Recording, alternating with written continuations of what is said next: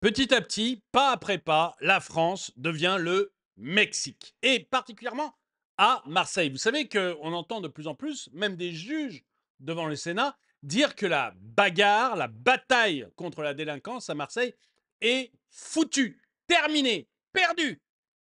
Que Marseille est une ville perdue pour la République et gagnée pour tout ce qui est deal, trafic, etc. Eh bien, là, vous allez avoir un exemple très clair d'une mère de famille, une mère célibataire avec sa petite fille de 5 ans, qui s'est fait piquer son appartement par des squatteurs qui ne sont d'autres que des dealers de manière violente, mais l'État refuse d'intervenir.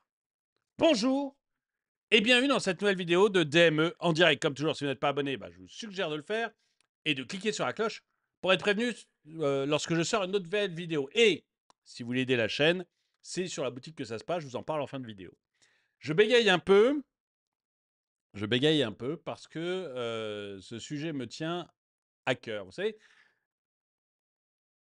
la France, petit à petit, est en train de devenir un pays du tiers-monde ou un pays comme le Mexique. C'est-à-dire un pays où petit à petit, la racaille, les criminels tiennent le pays et l'État fait semblant. L'État fait semblant et essaye de survivre encore en piquant tout ce qui peut piquer dans vos poches. Mais la réalité du terrain, c'est qu'il a abandonné. À pas de vous flasher à 52 au lieu de 50. Ça, il y aura toujours un flic pour vous flasher à 52 au lieu de 50. Et la main de la justice ne tremblera pas quand il s'agira de vous mettre une amende. Ça, il n'y a pas de problème. Par contre, devant tout ce qui est vrai criminel, terminé. Terminé. L'État abandonne. Alors pourquoi je vous parle de ça? C'est Manu qui m'a tagué sur Twitter pour que je vois cet article. Donc merci déjà Manu. Mais c'est impressionnant. Coup de poing dans la mâchoire et dans des chaussées. Cécilia, mère isolée d'une fillette de 5 ans, a été délogée de son appartement par les dealers. Mais c'est pas tout. C'est impressionnant. Vous allez voir, on vit dans le Mexique, quoi.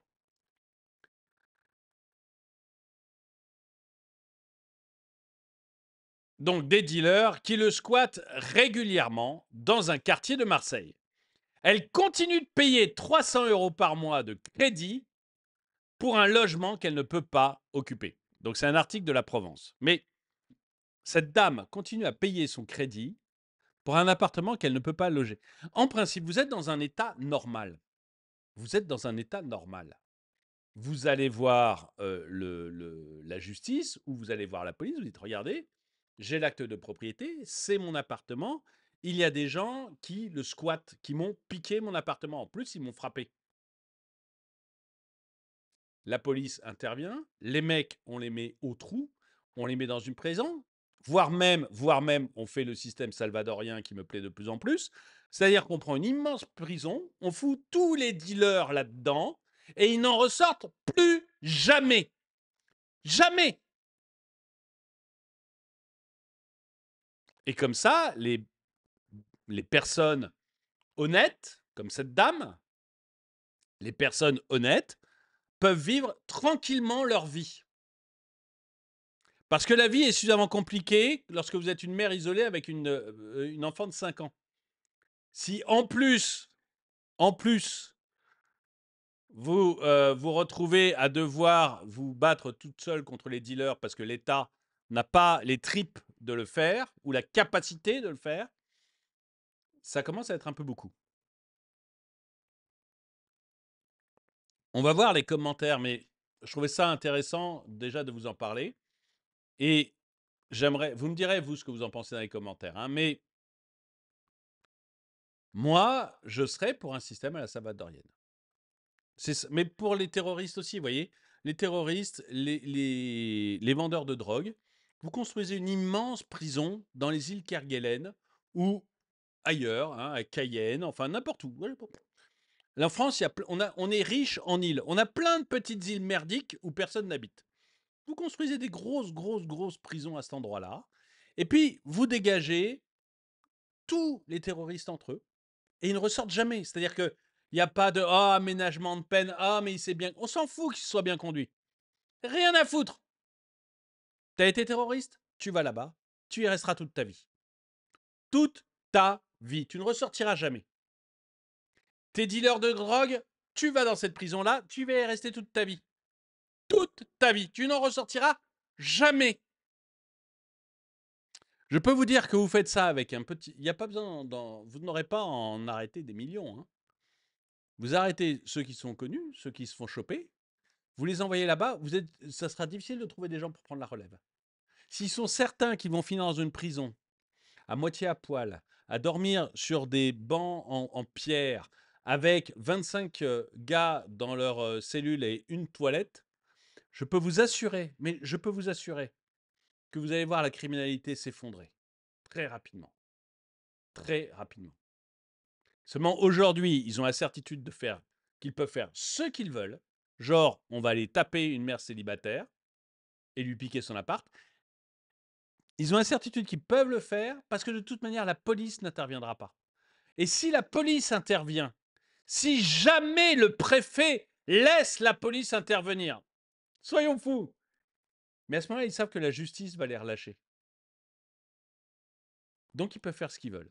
Donc oui, vous suscitez vocation de criminel. Ah bah oui, parce que être criminel, ça paye bien. Hein.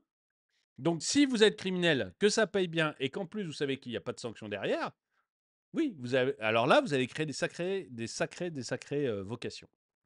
On va lire les commentaires. La France est devenue un shithole de non-droit. La justice française, dans toute sa splendeur, les victimes deviennent coupables, surtout dans des affaires de squat. Et en plus, avec une enfant de 5 ans. Il faut vraiment que ça change et vite. Oui, les affaires de squat, vous voyez, enfin, moi, je veux dire, même chose, ça devrait être réglé, mais en 10 minutes. En 10 minutes, une affaire de squat. Tu arrives, regardez, moi, je suis propriétaire, j'ai un acte de propriété. Et je suis inscrit comme propriétaire aux impôts en plus. Donc je suis propriétaire. Et en face, tu as un mec qui a un reçu de Pizza Hut ou avec supplément fromage. Je crois que j'ai vu ça quelque part, j'ai trouvé ça très drôle. Tu as un mec qui a un reçu de Pizza Hut avec supplément fromage. Bon, bah tu dis, bah, le propriétaire, c'est celui qui a l'acte de propriété. Et celui qui a son reçu de Pizza Hut avec supplément fromage, on le dégage. Terminé. T'as pas de bail. T'as pas de bail, tu dégages. T'as rien à foutre dans cette maison. Si t'as pas de bail et que t'es pas propriétaire, tu dégages.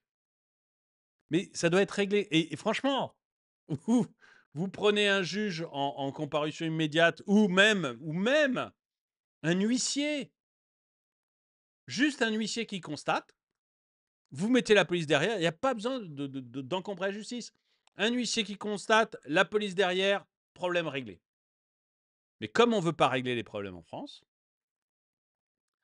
la justice... Pardon, j'ai déjà lu. J'ai jamais compris comment la France peut accepter qu'on squatte le logement de quelqu'un. Et si on allait squatter l'Élysée? Non mais oui, tant que c'est pas chez eux, ils s'en foutent en fait. Il n'y a pas quelques héros sur Marseille de disponibles.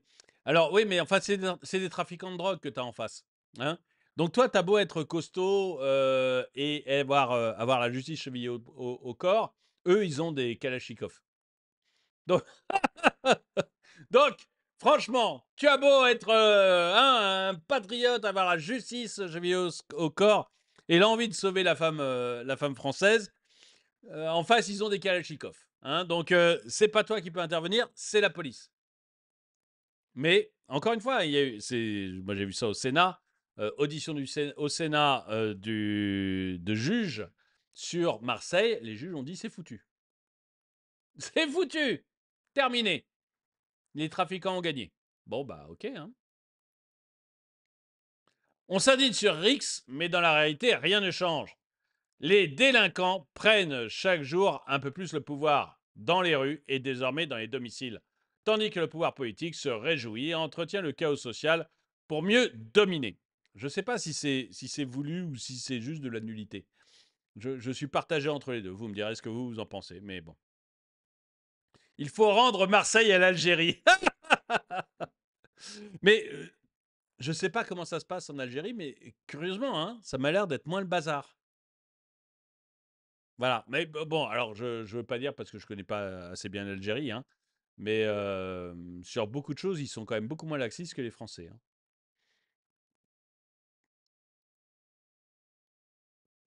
Il faut de quoi la police? On les retient. On le retient parce qu'on ne voudrait pas qu'il y ait une émeute dans ces quartiers.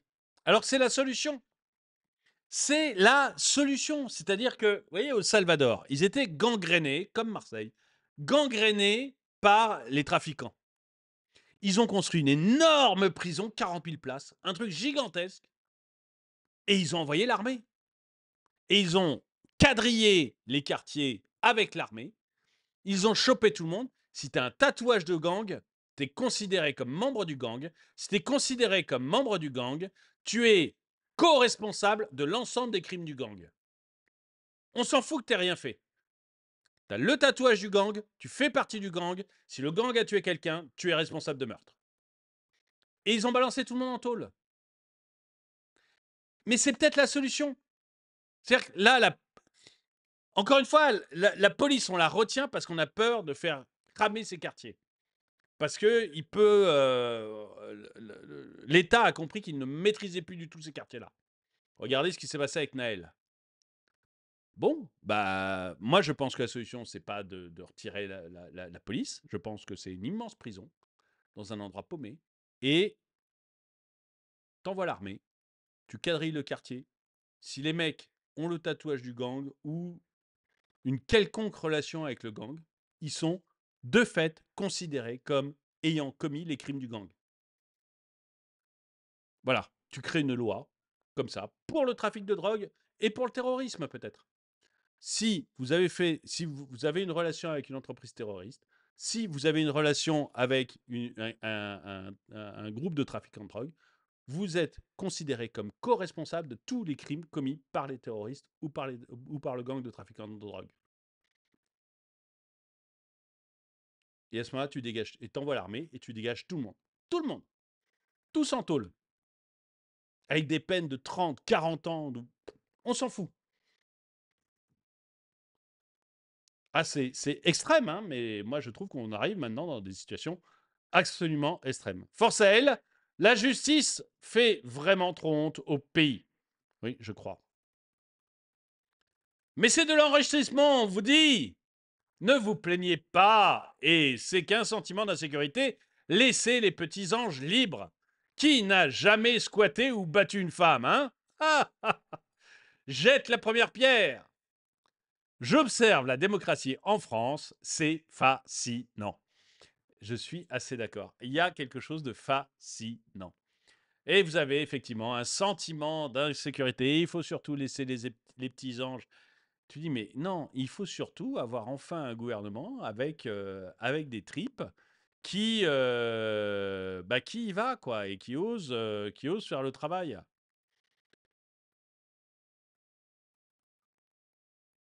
L'enseignante croit acheter la paix en allant voir les tenants du point de deal pour leur signifier de faire le business sans nuire aux résidents.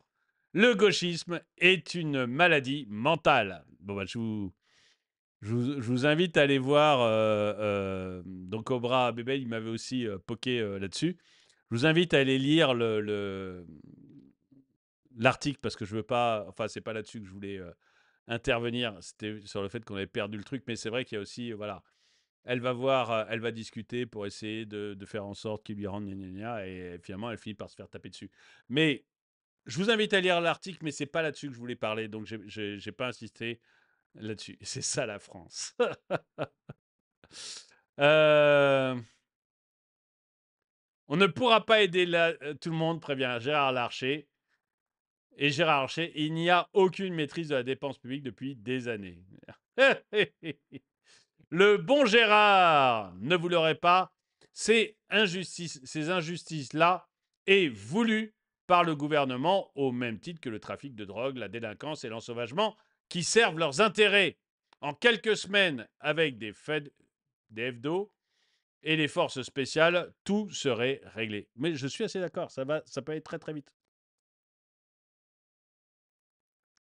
Tu passes 2 lois d'exception pour faire en sorte que tout le monde soit condamné au même tarif, qu'il n'y ait plus de différenciation. Et, mais dans des cas très précis, hein, terrorisme, trafic de drogue, 2 lois d'exception, tu embarques tout le monde, t'envoies l'armée et tu embarques tout le monde. Ça sera complètement réglé. Collabo LFI, défenseur des délinquants, apologiste du terrorisme, indigénisme, racialisme, antifa, antipolice, anti-France. Hop, antipolice, je vous arrête tout de suite.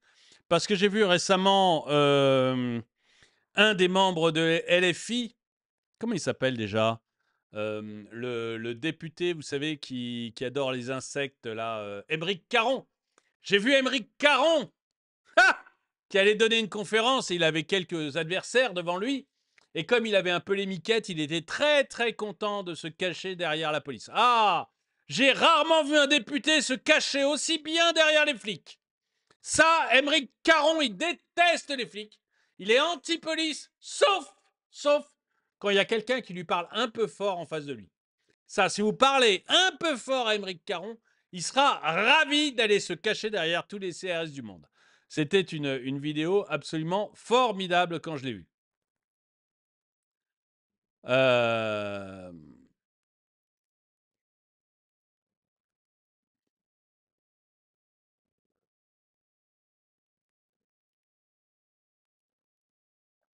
On va...